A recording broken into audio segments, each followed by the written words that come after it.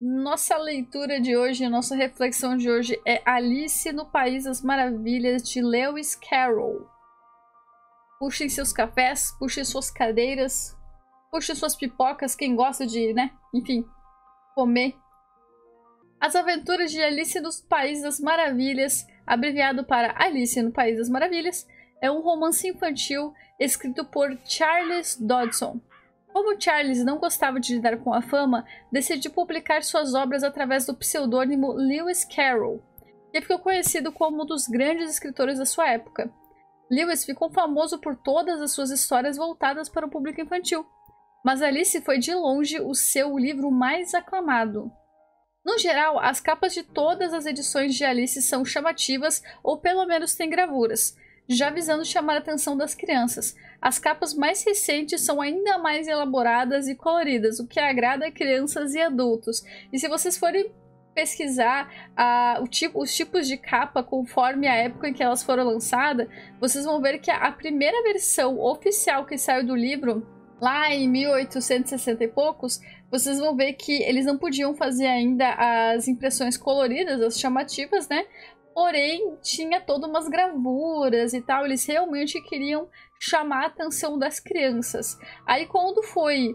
Aí depois veio a época das páginas coloridas e muitos desenhos e isso e aquilo, e até às vezes páginas interativas, e eles foram colocando isso aos poucos, até que chegou a hoje uma das versões mais coloridas possíveis. Essa aqui, ela não é uma daquelas edições de colecionadores, edições, sabe, limitadas, que é realmente para fãs tipo, muito fervorosos de Alice. Essa aqui é uma versão pocket, porém ela é uma versão pocket que é muito bem feita. Lembra que eu comentei com vocês que tinha a coleção do Hannibal, que foi escrita numa versão... foi publicada numa versão bem econômica, que as páginas eram meio transparentes, que a diagramação era toda torta e tal. Não é o caso desse aqui. Esse aqui é uma versão econômica, só que ele foi muito bem feito, muito bem produzido. Ele tem até algumas gravuras no início de cada capítulo. São tipos diferentes de loucuras. É verdade, mas eu não sei, eu acho que a loucura da Alice, assim, bate de frente. O Chuchu, eu acho que pode até ganhar, gente. Não, e sabe uma coisa também interessante? Quando ele foi publicado aqui no Brasil, ele realmente foi publicado como livro infantil. Só que a linguagem dele é lá de 1800 e tanto, então não é uma linguagem comum às crianças da nossa época. Eles tiveram que fazer uma versão simplificada, e se não me engano, a pessoa que ficou responsável por fazer a versão simplificada brasileira para crianças foi o Monteiro Lobato. Então vocês imaginam, olha só a importância, né? Olha a importância desse escritor.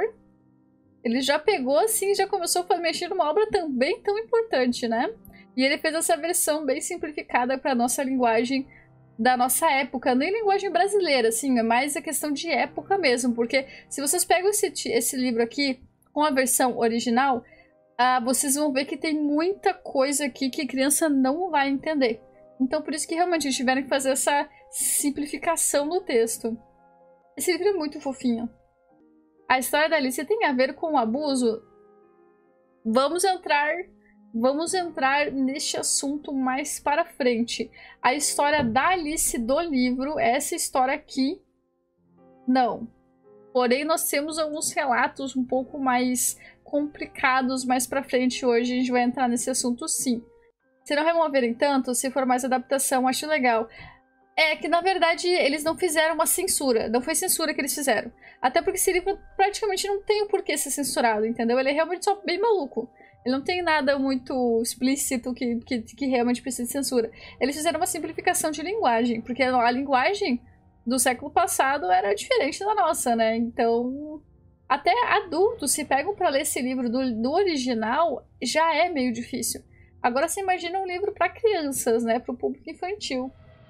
Minha primeira impressão com a leitura foi que essa história provavelmente havia sido contada oralmente antes de passar para a versão escrita, porque a maneira de organizar o texto, das falas dos protagonistas, dos personagens e até o jeito como Alice interrompe as pessoas toda vez que alguém está tentando lhe contar algo, A participação do ouvinte é uma das características mais fortes na contação de histórias, principalmente infantis.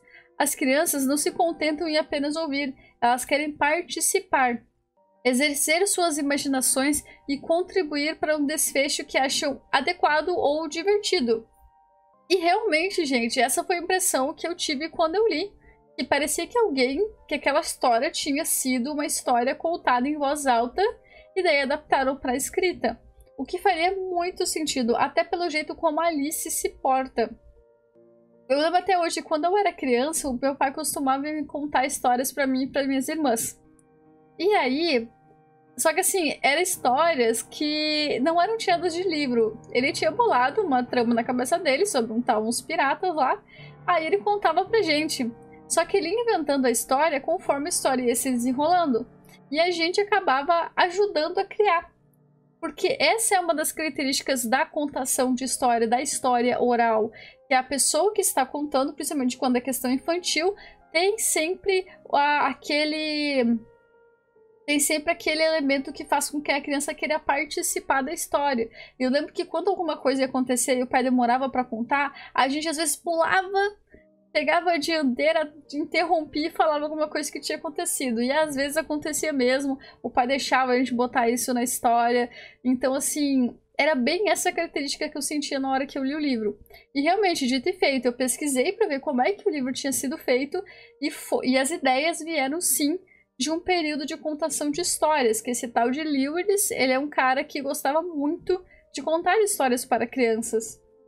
Mas assim, ó, antigamente a contação de histórias era muito mais famosa, tinha muito isso. Tinha até períodos de contação de história nas escolas infantis. Hoje em dia até tem algumas, mas não em todas, e pelo menos não da mesma forma.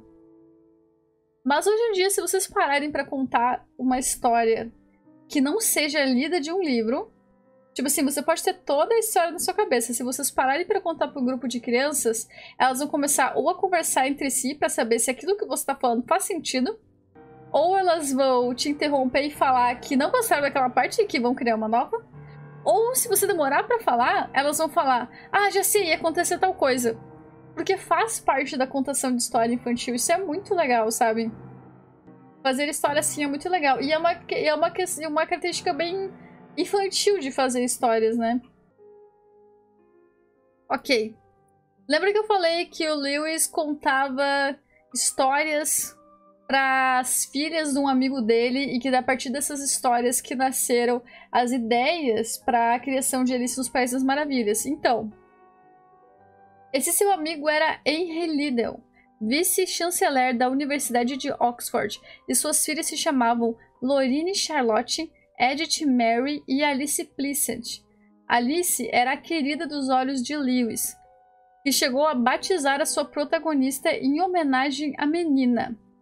Então daí que veio o nome da Alice. Agora uma pequena sinopse de Alice no País das Maravilhas para a gente começar a nossa discussão. Alice passava o tempo no jardim com sua irmã mais velha, que lia um livro sem graça e sem desenhos. Cansada do tédio, ela desperta a atenção para um coelho branco que passa correndo próximo a ela. Isso não seria estranho se o coelho não usasse paletó, um relógio de bolso e ficasse repetindo: estou atrasado, estou atrasado. Alice o segue até uma toca e quando percebe, se vê caindo em um mundo completamente diferente do seu. Com animais falantes, regras de etiqueta sem sentido e, na verdade, nenhuma regra lógica ou social parecia importar naquele lugar. Tudo que Alice havia aprendido em suas aulas não a ajudavam a passar por seus empecilhos. Ela sempre acabava recorrendo à sua própria imaginação para avançar. O que ela conseguia fazer quando se libertava das limitações do seu antigo mundo. Ela cresce e diminui várias vezes, se questiona sobre a racionalidade dos adultos, participa de um chá totalmente maluco, fala com vários animais, soluciona problemas que nem eram para ser problemas no seu mundo. E quando você acha que você está entendendo alguma coisa, você volta para a estaca zero. E, gente, você sabe que eu costumo ser uma pessoa que procura lógica nas coisas. Então, Para eu conseguir ler esse livro, eu tive certa dificuldade, porque a gente está tão acostumado com o nosso padrão lógico. Por exemplo, a minha sociedade tem regras sociais de etiqueta, de lógica, coisas que se devem fazer e não se devem fazer, e principalmente coisas que a gente não faz e a gente nem sabe o porquê que a gente não pode fazer. Para conseguir ler esse livro e não me sentir incomodada, eu muitas vezes me vi tendo que esquecer momentaneamente essas regras. E não é algo fácil. Pode ser fácil, por exemplo, para uma criança, porque a criança não está tão acostumada com as nossas regras aqui dentro, né? Não está tão enraizado nela, que é o caso da Alice. Por isso que a Alice tem esse bloqueio em conviver com essas loucuras do novo mundo, mas ela ainda consegue de vez em quando se desprender e meio que seguir com aquela, entre aspas, loucura. Mas por que a gente taxa isso de loucura? Não porque é louco, mas simplesmente porque não segue os nossos padrões da lógica. E toda vez que eu conseguia embarcar em alguma dessas loucuras, eu me via tentando procurar um pontinho de lógica em algum lugar. Era muito engraçado, gente. Eu lia alguma coisa e eu falava, ah, não, tudo bem, eu não vou nem questionar mais. Aí quando eu vi, eu tava questionando de novo. Eu parecia, assim, ó, uma Alice em negação, entende?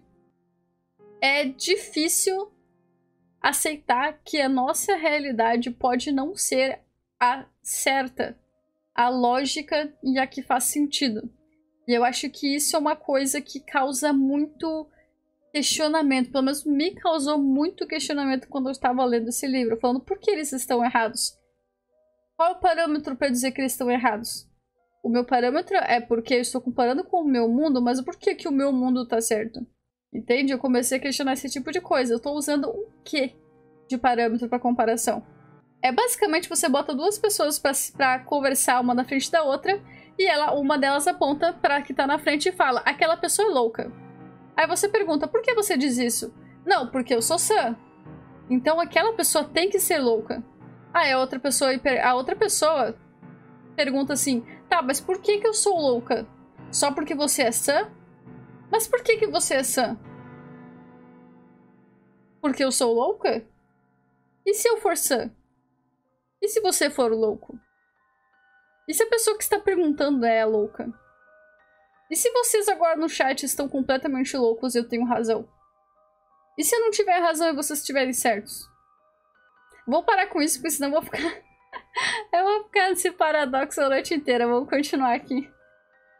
O livro foi publicado em 1865, numa época em que a ideia de infância mal havia sido trabalhada, e era muito diferente da que conhecemos hoje. Atualmente temos programas para crianças, músicas, atividades, livros, filmes, tudo com indicação e feito diretamente para os pequenos. Mas antigamente as crianças eram vistas como mini adultos, não levando em consideração as particularidades dessa fase da nossa vida.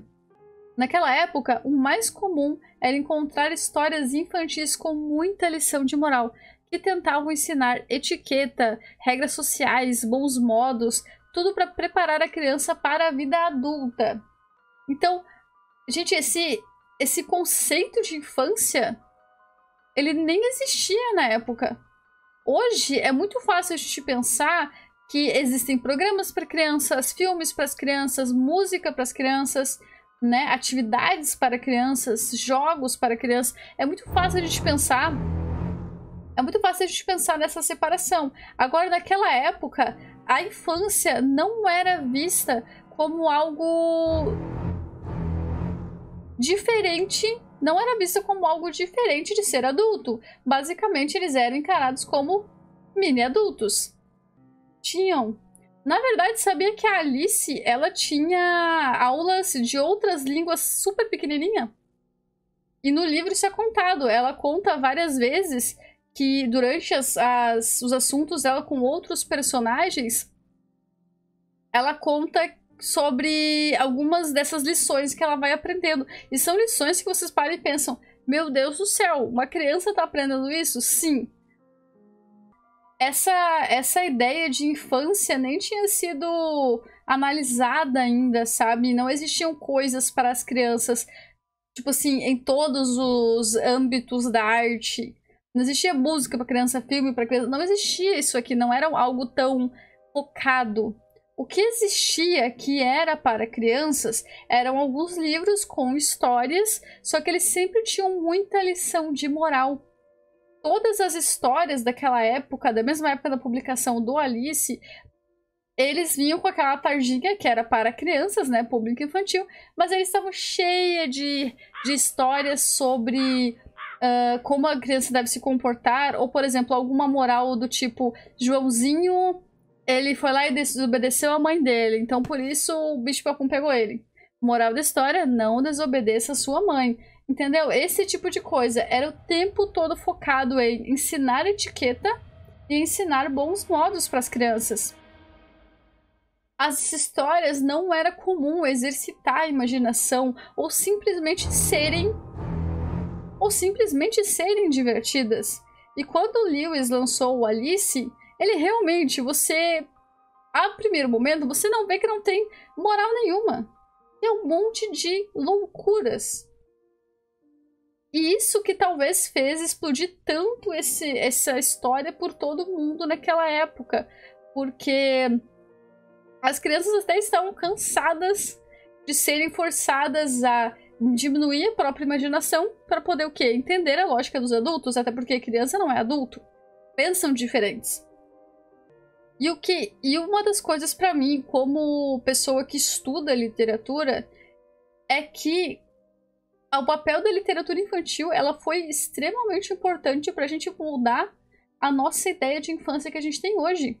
Se hoje em dia a gente tem essa ideia de que a infância é um período separado da vida adulta, como a adolescência ou a pré-adolescência também é separado, ou como quando a gente está bem mais velho, nós temos uma idade que nós ficamos diferentes. Então, se tem essa separação e essa consciência de que nós somos pessoas diferentes a cada grupo de idade, isso foi devido também à literatura.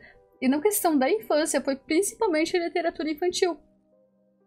Foi a partir do desenvolvimento dessa literatura que as pessoas finalmente deixaram-se cair a ficha de que crianças eram crianças e elas são muito particulares e elas têm que ser exercitadas e incentivadas de uma forma bem particular. E é muito legal saber que a literatura fez algo tão importante. Eu já sabia que a literatura tem absolutamente tudo que a gente faz, pensa, respira, ela tá. Só que é muito legal ver algo tão diretamente, sabe? Tão diretamente produzido. A maioria das histórias voltadas para crianças eram protagonizadas por personagens parecidos com adultos burros, ou lerdos, ou inocentes demais, como se a infância fosse apenas uma fase em que a gente ainda não sabe de nada e não consegue fazer nada direito. Hoje é fácil nós vermos que isso está errado porque já conhecemos as diferenças da infância, adolescência e idade madura. Mas antigamente esse conceito nem era pensado. E então, dentro daquele mar de histórias cheias de ensinamentos e regras, aparece Lewis com um livro maluco e aparentemente sem sentido nenhum. E realmente foi uma febre, porque tinha aquela preocupação em ensinar as crianças o mais rápido possível a como se introduzir na sociedade, principalmente os britânicos, né, que tem toda a questão da etiqueta. Ah, meu Deus, sou inglês. Então você imagina, as crianças eram consideradas mini adultos, então eles já exigiam que as crianças tivessem posicionamentos e comportamentos adultos. E também é engraçado pensar que toda geração tem algum marco literário histórico. Lewis, lá em 1865, ele foi um marco histórico. Se a gente fosse comparar com algo mais recente, foi, por exemplo, o que foi Harry Potter. O lançamento do primeiro Harry Potter, ele marcou a geração e foi, assim, um divisor de águas entre uma geração de literatura e da outra. E o Lewis foi a da dele. O livro é considerado como literatura nonsense, que significa sem lógica, sem sentido ou coerência, ou apenas que não segue o padrão comum de racionalidade. Esse termo se aplica a várias outras áreas artísticas, sempre se referindo àquelas que nos embaralham a cabeça e quase nunca têm um sentido. E sempre quando eu penso em questão de nonsense, eu penso em várias raciocínios, entre aspas, lógicos que Alice tem durante o livro. A primeira parte do livro que eu pensei, ué, o que está acontecendo, foi quando a Alice vê o Coelho Branco. Ela tá lá com o irmão dela no bem bom, no tédio, né? E daí aparece o Coelho Branco correndo, né, pulando de paletó. E ele tira um relógio de bolso, olha pro relógio e fala que tá atrasado. E ela, gente, ela não estranhou que o coelho está de paletó ou que ele fala. Ela estranhou que o coelho tinha um relógio de bolso. Tipo assim... Alice, você está bem, querida? Ela não estranhou isso, entendeu? Aí quando o coelho finalmente tirou o relógio do bolso dela, falou, opa, não, calma aí já é demais. Aí eu já comecei a achar a história extremamente bizarra. Alice tem quantos anos no livro? Eu não lembro se eu vi, se alguém falava a idade dela especificamente. Pode ter falado, mas realmente esse ponto aí me faltou. Só fala que ela era muito nova. Modo quinta série não, modo quinta série não, né? Alice estava tomando chá de absinto. E foi aí que eu comecei a estranhar. A primeira frase ali que ela botou no livro, eu já falei, calma aí, Alice, tá tudo bem contigo? E realmente é uma literatura nonsense e já começa desde a primeira linha com alguma coisa assim. Existem profissionais de letras, literatura, história, filosofia que passam a vida toda estudando as obras do Lewis, ou até somente as histórias sobre Alice, abordando de vários ângulos ou possíveis significados e códigos escondidos. Mas, pessoalmente, acredito que seu objetivo foi só fazer algo imaginativo e que colocasse em xeque qualquer raciocínio automático que poderíamos ter. E realmente esse raciocínio automático é aquela coisa que nós estamos acostumados como padrão. Por exemplo, quando eu jogo um copo e ele é de vidro, o meu raciocínio automático é que ele vai se espatifar e vai quebrar. Se ele não fizer isso, ele foi contra uma das minhas certezas. E aí eu já classifico ele como loucura. E nonsense. Mais ou menos o livro vai fazendo isso com você, que cada vez que você acha que você está pegando o fio da meada, você perde.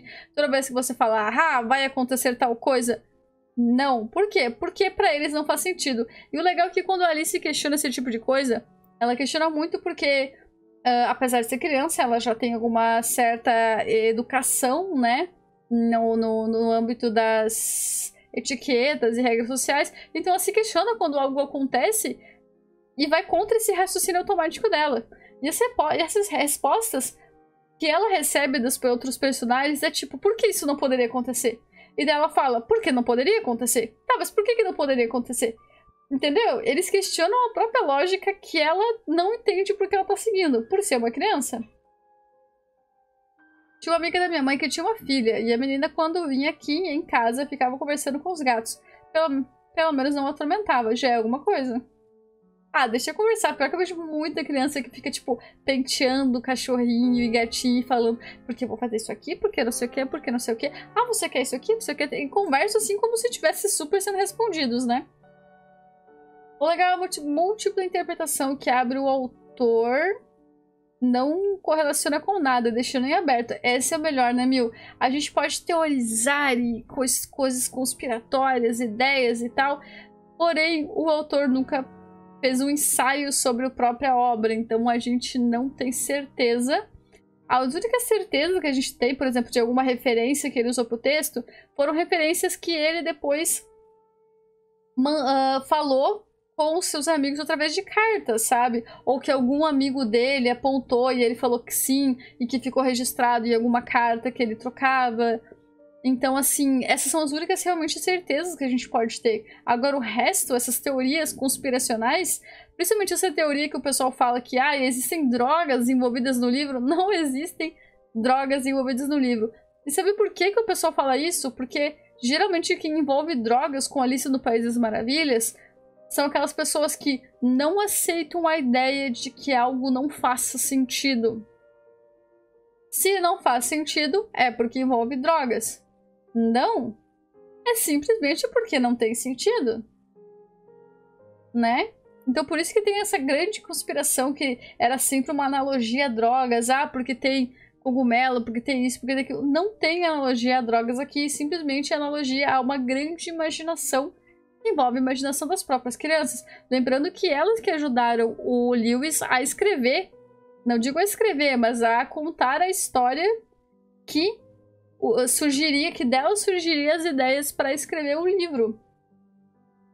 Conversar com o bicho é normal, eles não respondem, mas ele até entende muita coisa. Mas é engraçado porque as crianças sempre, elas conversam como se eles fossem de igual para igual.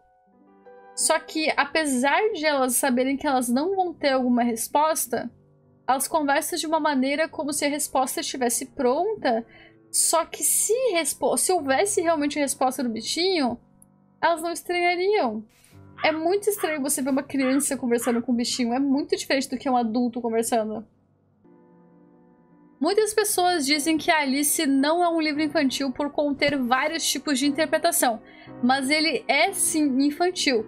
E geralmente, aqueles que tentam tirar um livro do gênero infantil ou infanto-juvenil apenas estão tentando desvincular ele da ideia de livro sem profundidade ou de fácil leitura.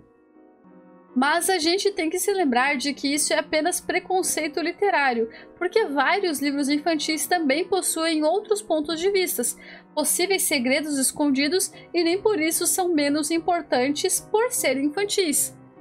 Como exemplo temos Harry Potter, um livro infanto-juvenil que lida com temas considerados pesados, fazendo alusão a atitudes e situações cruéis no mundo real.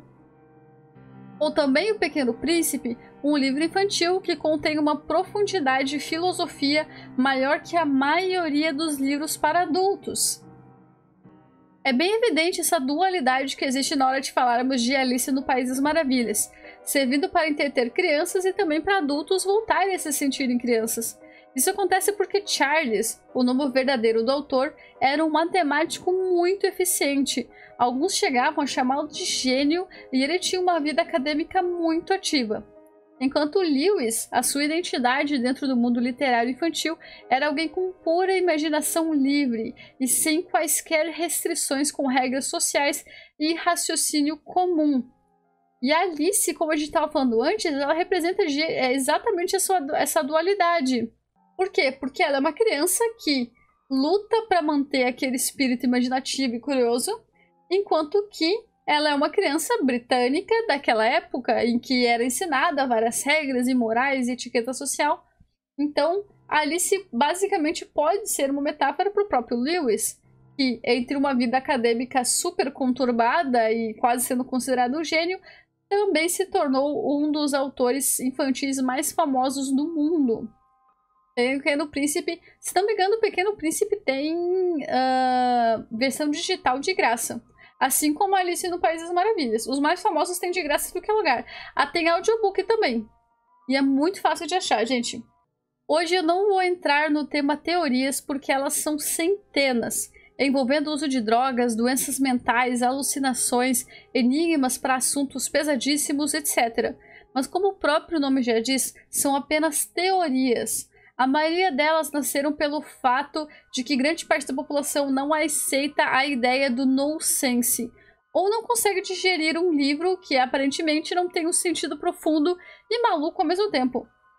Existem questões existenciais na história, como quando Alice diz que não sabe quem ela é, e mesmo que soubesse, ela já não era mais a mesma pessoa que havia acordado naquele dia. Existem problemas matemáticos em vários trechos, voltados para as crianças. Existem questões sobre o tempo e como vemos e utilizamos ele, questões sobre crescimento físico e moral. Mas para enxergar todas essas coisas, não é preciso filosofar por muito tempo, ou atribuir tudo a alucinógenos. Às vezes as coisas são do jeito que são, porque são e por que não. Lady Carter, você disse que não falar de teorias, mas falou das coisas matemáticas do livro. Sim, eu não vou falar das teorias, porém as coisas matemáticas do livro não são teorias. As referências confirmadas eu vou falar. Agora, por exemplo, eu citei só essa teoria das drogas, por exemplo, ou das alucinações, ou que a Alice tinha problemas mentais. Isso tudo são teorias, sabe? Só que são teorias para simplesmente aquelas pessoas que não conseguem encarar o fato de que um livro é nonsense, sabe? Mas algumas coisas realmente foram provadas. Essa das matemáticas realmente tem. Só que são problemas matemáticos super simples, realmente para crianças. Porque quando a criança tá lendo, ou quando tem um adulto lendo Alice no País das Maravilhas com a criança, o adulto pode ler aquele trecho lá junto com a criança e perguntar: e aí, você sabe a resposta, fulano? Porque são super simples, realmente. Tipo, contas de mais, contas de subtração. Ah, só pra gente fechar esse assunto na questão das drogas, que o pessoal ainda inventa teoria até hoje, infelizmente. As pessoas têm que lembrar, principalmente quem criou essa teoria ou quem defende essas teorias, que tenha drogas envolvidas na história da Alice, tem que lembrar que a época lá de 1865 era muito diferente da nossa. As drogas, elas não eram tabu, pelo menos algumas delas, não eram tão grande tabu como é para nós hoje em dia. Por exemplo, ópio e morfina, eles eram vendidos em qualquer farmácia e qualquer um podia comprar. Os narguilés eram utilizados de uma maneira bem liberta, né? Bem tranquila. Então não era visto como algo, meu Deus do céu, eu preciso botar de maneira subliminar na minha história. Não era, gente. Hoje em dia as pessoas fazem essa teoria porque na nossa cabeça o pessoal naquela época talvez não pudesse falar sobre drogas abertamente, mas falavam, gente. Era muito mais liberal que hoje em dia. O povo usava ópio como calmante, exatamente. E morfina era tipo melhoral, assim. Então, não era tão tabu quanto é pra nós. Claro que não devemos usar morfina e ópio, né? Como melhoral, gente, pelo amor de Deus. Mas no caso deles, lá isso não era um grande tabu. Cigarro, né? Literalmente. Antigamente, o pessoal tinha a época do cafezinho. A hora do cafezinho das gurias era a hora do charuto do cara. Então, assim... E charuto é muito mais forte, né? Lá por 1863 ou 64, a família Liddell decide se afastar de Lewis por motivos não divulgados. O vínculo entre Lewis e suas amigas crianças é totalmente cortado. Porém, através de cartas, foi possível saber que o interesse de Lewis pelas irmãs e por Alice já não era tão forte assim, porque, segundo ele, elas já estavam ficando bem crescidinhas. Também foi através de cartas que Lewis trocava com os amigos íntimos ou com crianças que pode ser comprovado o seu gosto por garotas pequenas, o que hoje chamamos de pedofilia. É importante dizer que nunca foi provado qualquer ato sexual entre Lewis e alguma criança, então muitos confiam que isso nunca aconteceu. Porém, há aqueles que juntam os pontos e detalhes e acabam tendo uma ideia bem diferente. É claro, gente, por exemplo, você sabe que esse assunto pra mim é um assunto que me incomoda pra caramba e pra mim não tem desculpa. Só que aí a gente entra num ponto também que a gente sempre tem que, quando a gente fala sobre alguma obra em si ou sobre a atitude de alguém específico, a gente sempre tem que levar em consideração a época em que essa pessoa viveu ou a época em que essa obra foi lançada. Lembra que isso é uma coisa que eu sempre falo bastante aqui, né? Na época do Lewis, não existia o conceito de infância. Então, por exemplo, por isso que não existia o conceito de pedofilia. Não que as pessoas não achassem que era errado o que ele poderia estar fazendo ou tentando fazer, mas existia apenas aquela ideia do incapaz. Por exemplo, uma criança é incapaz de entender o que está acontecendo, então é incapaz de se defender. E era baseada nesse raciocínio que alguns caras eram afastados de outras crianças, só que não era considerado crime.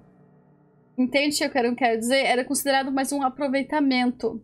Por isso que tem essa separação da família Liddell, que tem a Alice e as irmãs, né, que serviram de inspiração para esse livro aqui, para o livro da Alice no País das Maravilhas. Tem essa separação lá em 1864, porque por motivos que não foram comentados, mas a mãe decidiu separar as crianças e meio que através das cartas a gente percebe o que aconteceu ou o que quase aconteceu ali. Tem até fotos, ensaios fotográficos que o Lewis fez, porque ele era muito apaixonado por fotografia. E tem muitas fotos de muitas crianças entre os álbuns deles. E principalmente o quê? Crianças menininhas. Então era um gosto específico não por crianças, mas por garotinhas. E essas fotos eram fotos com elas semi-vestidas e tem foto também delas nuas. Então, assim, as pessoas foram juntando A, né, com B, com C, e algumas delas, incluindo a família Liddell, decidiu afastar o cara. Então, realmente é um trabalho muito complexo a gente avaliar uma obra e desprender a obra da história do autor. Sabe assim, ó, avalia a obra e não o autor. A gente consegue fazer isso, mas até certo ponto, né, gente? Porque a obra é fantástica. Porém, sempre vai ter aquela partezinha da nossa cabeça lá no ponto que vai estar incomodada com essa situação. Por isso, por exemplo, no meu caso, eu sou fã da obra e não do escritor, não do autor. Bem, nessa época você podia arranjar um casamento com 14, 15 anos. Na verdade, sabia que nessa época você podia se casar com 12 anos? Então, assim, por isso que não era tão chocante assim. Era algo que as famílias não queriam que acontecesse por amor a seus filhos, mas não era algo que era totalmente mal visto na época. Porque as garotas se casavam com... podiam, né, ganhar autorização, se os pais autorizassem, é claro. Com 12 anos elas podiam casar. Né? Só que graças a Deus a gente, né, graças aos céus a gente evoluiu. E agora agora tem que ter 18 anos pra poder fazer o que quiser, então, graças a Deus.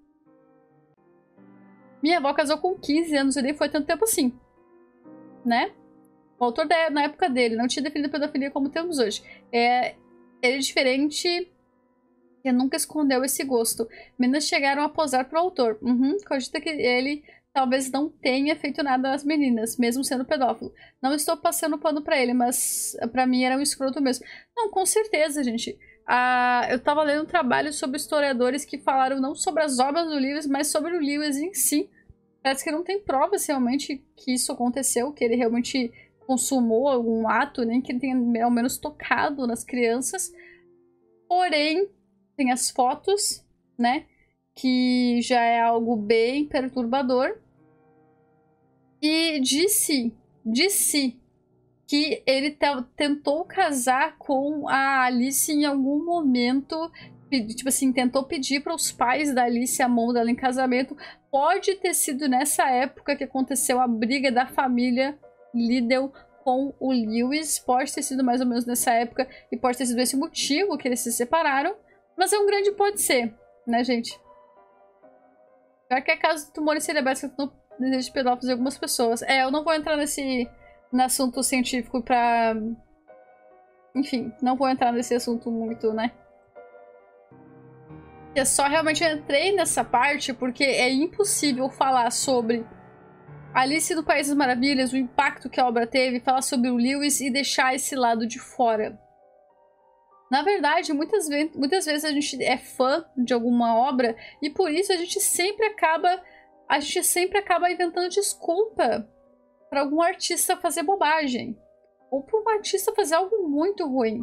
A gente sempre acaba, não, mas não pode isso, não foi provado, porque não, porque com certeza ele não faria isso. Gente, não tem como a gente, se a gente for avaliar realmente como pessoa, não tem como a gente separar as partes que a gente gosta de alguém e as partes que a gente não gosta. Infelizmente. Cara que sente prazer por criança tem que morrer. Eu acho meio complicado essa cena. Eu tenho pouquíssima paciência com esse assunto, sinceramente. Por isso eu tenho até medo de entrar nele de vez em quando, só que nesse caso eu não tinha como fugir dessa temática, né, gente? Não podemos ignorar ela. Deixa eu ver se eu consigo mostrar aqui pra vocês. Deixa eu ver se eu consigo, peraí. Todo início de capítulo tem uma ilustração. Desse livro aqui, se não me engano, são as ilustrações originais. É verdade, ó. Aqui não vai conseguir ver direito, mas é uma bancada de juiz onde tá o rei e a rainha. Deixa eu ver se eu consigo encontrar uma melhorzinha. Mas todo o capítulo aqui tem... Ó, o capítulo 1, descendo pela toca do coelho. Aí tá o coelho com o seu palitozinho e com o reloginho de bolso. Isso aqui são as ilustrações oficiais que vieram na primeira versão ilustrada do livro. Então, por mais que isso aqui seja uma versão bem simplificada da história, né, uma edição bem simples, ela ainda contém várias coisas das edições originais. Ó, Poça de Lágrimas. Aí tem uma Alice completamente esticada ali. O Kindle tá aqui. É que meu Kindle tá cheio de coisa que eu tô lendo tudo ao mesmo tempo, Strike. Acredita que eu consegui lotar meu Kindle? É que essa versão eu tenho há muito tempo já. Não é nova. Essa aqui é a minha versão velhinha já. Eu tinha exatamente essa versão. Você perdeu na mudança. Essa é uma versão que quando ela saiu, basicamente todo mundo teve uma época que comprou. O livro, ele foi lançado em... O primeiro livro, né? Ele foi lançado em 1865. Só que esse rompimento da família Liddell com o Lewis, com o autor do livro, aconteceu em 64. Então, quando o livro foi oficialmente lançado, o Lewis e a Alice já não se falavam mais, a família já tinha se distanciado dele. Porém, a Alice recebeu uma cópia de presente sim, só que não através diretamente do Lewis, né? Ela leu o livro, mas na época ela já estava um pouquinho mais grandinha, um pouquinho mais velha já, e já não tinha mais contato nenhum com o Lewis. Então, em 1871, Lewis publica a continuação da sua obra-prima, chamada de Alice do Outro Lado do Espelho ou Alice através do Espelho. Nessa história, Alice está brincando no salão de casa com a sua gatinha Dinah e os filhotes. Nessa sala há um espelho que Alice sempre imaginou haver um outro mundo dentro, e até que neste dia ela consegue atravessá-lo. Logo ela vê que está em uma sala idêntica à da casa dela, só que está tudo ao contrário. E as peças de xadrez ganham vida. Ela decide sair de casa para ver o que mais mudou.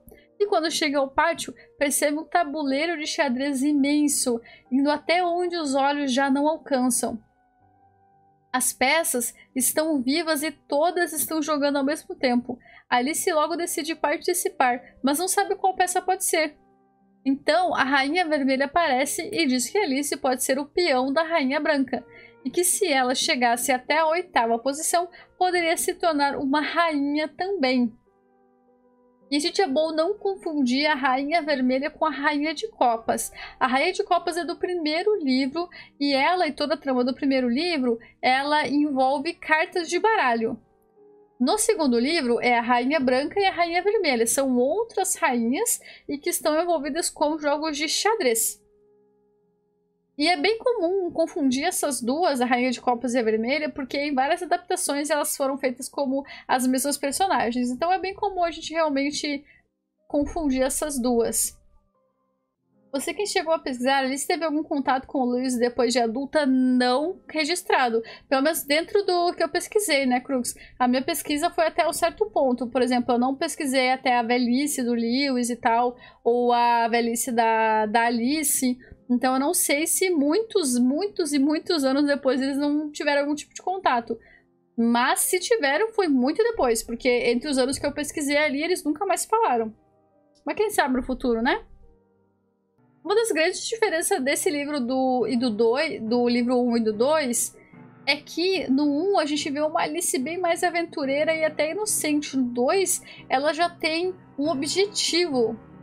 A Alice, no 1, ela tinha um mero objetivo lá de conseguir entrar pela portinha que dava para um jardim. Basicamente. Só que ela ia mudando de objetivo conforme a história dela ia avançando. E já no 2, a gente vê uma Alice um pouco mais crescida, um pouco mais séria, né? Um pouquinho mais séria. E nós vemos que ela tem esse objetivo que ela quer o quê? Virar uma rainha através do jogo do tabuleiro, do jogo do xadrez.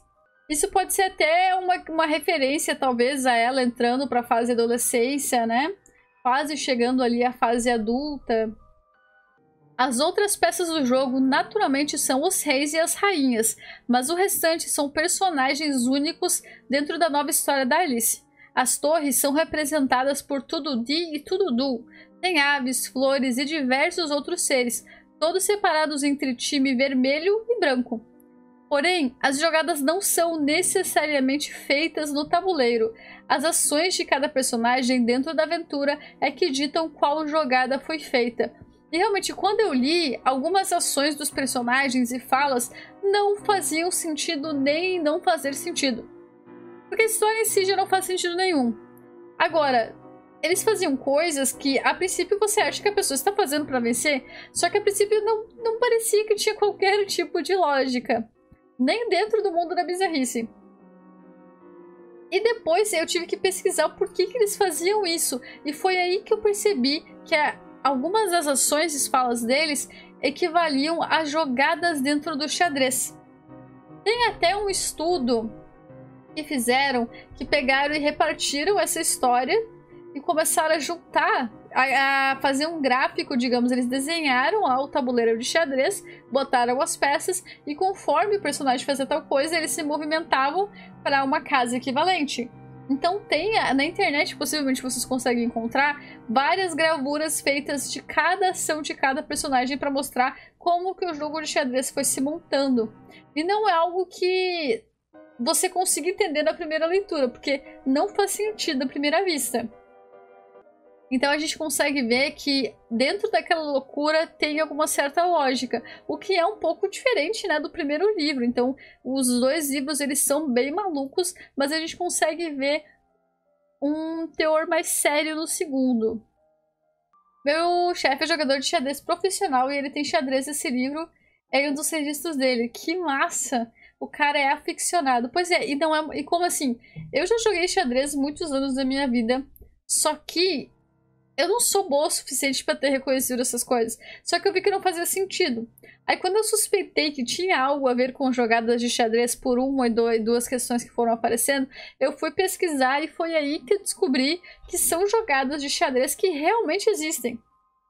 O que eu achei fantástico, né? O que também bota em xeque aquilo que a gente já sabe sobre o Lewis, que ele é um grande matemático, é um cara então que é muito bom na lógica, mas também muito bom na imaginação, e nesse livro ele casou muito bem essas duas habilidades dele. Ele conseguiu fazer um livro maluco, que na verdade as ações eram só estratégias de xadrez. Não sei jogar xadrez. Eu esqueci a maioria das regras porque foi muitos anos que eu joguei. Mas na época que eu jogava, eu até que jogava mais ou menos bem. Eu perdia muitas vezes, sabe? Mas era divertido de qualquer forma, porque toda vez que você perde, você aprende uma nova jogada, entendeu? Se no primeiro livro vemos uma crítica aos costumes e etiquetas, ao mesmo tempo em que Alice e os outros exercem livremente suas imaginações, no segundo livro, essa crítica é ainda mais evidente, superando até mesmo o teor nonsense. Há partes em que os personagens falam especificamente de alguma regra social que foi ensinada a Alice em seu mundo, mas naquele momento, impulsionada por toda a maluquice, Alice consegue ver o quão absurda aquela regra parece, o que resulta em questionamentos e discussões. Alice está mais madura e livre do que no primeiro livro, o que é engraçado de se pensar. Para ficar mais lúcida sobre os absurdos do seu mundo, Alice precisou viajar para outro mundo totalmente maluco e descobrir que o seu mundo é ainda mais absurdo. Ela precisou descer a loucura para ver que, na verdade, o mundo dela, que é o mundo da lógica, faz menos sentido ainda. Porque o mundo das maravilhas, ele é maluco porque sim. E por que não? E ele é maluco sempre comparando como base o nosso mundo, né? Exatamente aquela discussão que a gente estava tendo lá no início. Qual é a nossa base de comparação? E para mim, o nosso mundo é ainda pior, porque lá no País das Maravilhas as criaturas são malucas, elas têm consciência que elas são malucas e elas são porque sim, e é isso. Agora, no nosso, a gente tenta seguir uma certa lógica e para não parecer maluca essa lógica que a gente criou, a gente cria as regras, etiquetas sociais, e quando alguém questiona por que isso é feito, ninguém sabe responder. Nós criamos regras para que as nossas regras façam sentido. Quem é o maluco na história? Existe um diálogo entre a Alice e a Rainha Vermelha que exemplifica exatamente o que eu tô falando. Durante o jogo, a Alice tenta falar alguma coisa, então a rainha a interrompe e diz: "Fale só quando falarem com você." Então Alice acha aquilo um absurdo e retruca dizendo que se todos obedecessem essa regra, ninguém jamais falaria. É esse tipo de questionamento que ela começa a fazer. E essa regra de fale só quando falarem com você é uma regra que ela conheceu no seu mundo original. Que ela não questionava, agora quando ela foi pro mundo da maluquice, tudo foi colocado em xeque pra ela. Tudo. Ela, a partir disso, ela começou a questionar também muitas coisas. Adaptações. Alice no País das Maravilhas foi adaptado várias vezes ao longo da história do cinema. A primeira aparição dela nas telonas foi em 1903, no filme mudo britânico que impressionou o público da época devido aos efeitos especiais. Lembrando que os efeitos especiais, quando eu digo nessa época, lá em 1900 lá vai fumaça, eram o quê? Cortes de cenas, truque de luzes, tudo que era feito manual, efeitos especiais eram todos manuais, né? É desse tipo de efeito especial que eu tô falando. Efeito prático, é tudo manualzinho ali, né? Ou quando os caras cortam, editam a imagem, cortam ela, juntam imagens. Depois, mais adaptações foram surgindo nos anos 1910, 15, 31, 33, 49, 51 e por aí vai.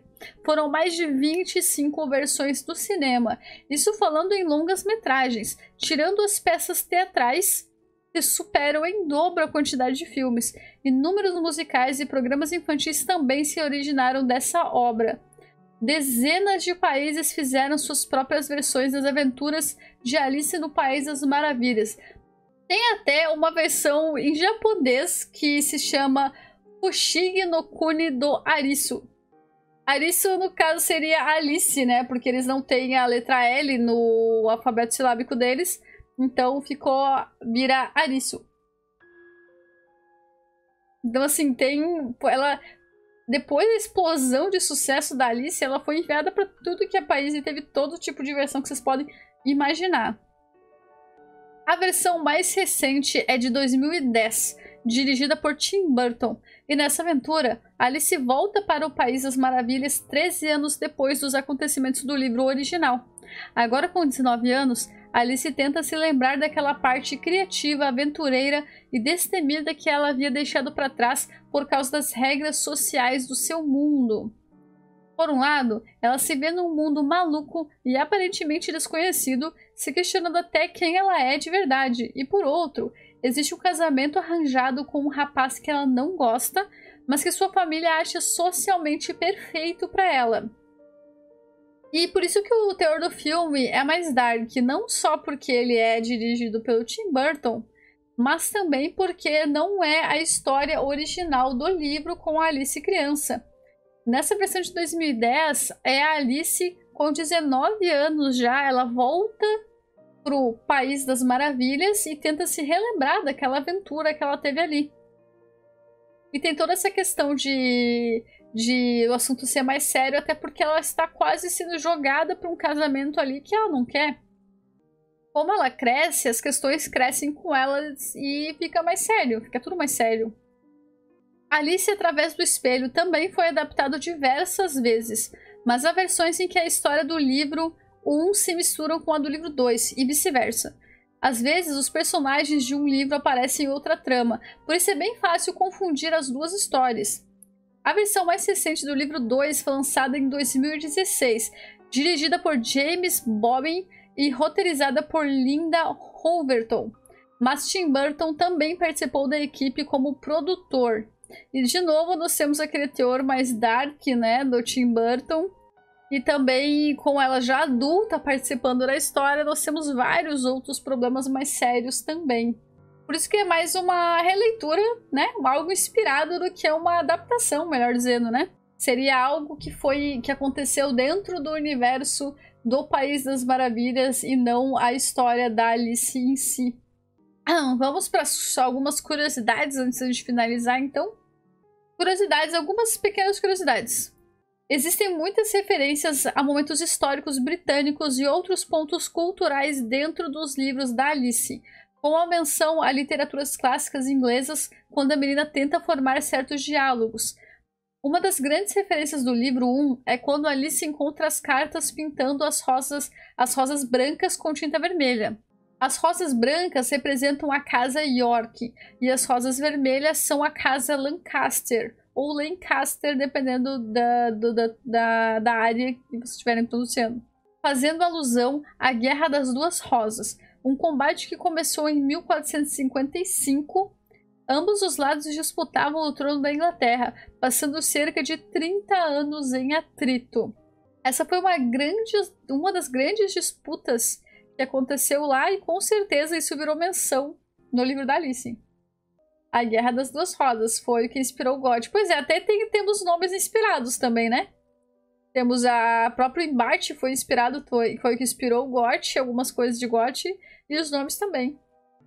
Tem um joguinho do Yu-Gi-Oh! Que foi inspirado também. Nossa, se a gente parar agora pra fazer lista do que foi inspirado... Gente, naquele anime, pra vocês terem noção, olha só. Naquele anime que fala sobre... Sword Art Online, que fala sobre aquelas crianças que vão pro mundo do videogame e entram lá e tal... Na primeira temporada, lá nos primeiros capítulos, tem menção ao Alice nos Países das Maravilhas. Então, assim... É muito fácil conseguir pegar tudo que é referência a Alice em qualquer lugar, gente. Em qualquer lugar. Uma curiosidade interessante é que o primeiro manuscrito de Alice no País das Maravilhas havia sido recusado. Mas depois do sucesso da obra no mundo todo, esse manuscrito foi leiloado por mais de 1,5 milhões de euros, superado apenas anos depois com o leilão do manuscrito de Os Contos de Beedle o Bardo, escrito por J.K. Rowling, que alcançou 3,6 milhões de euros.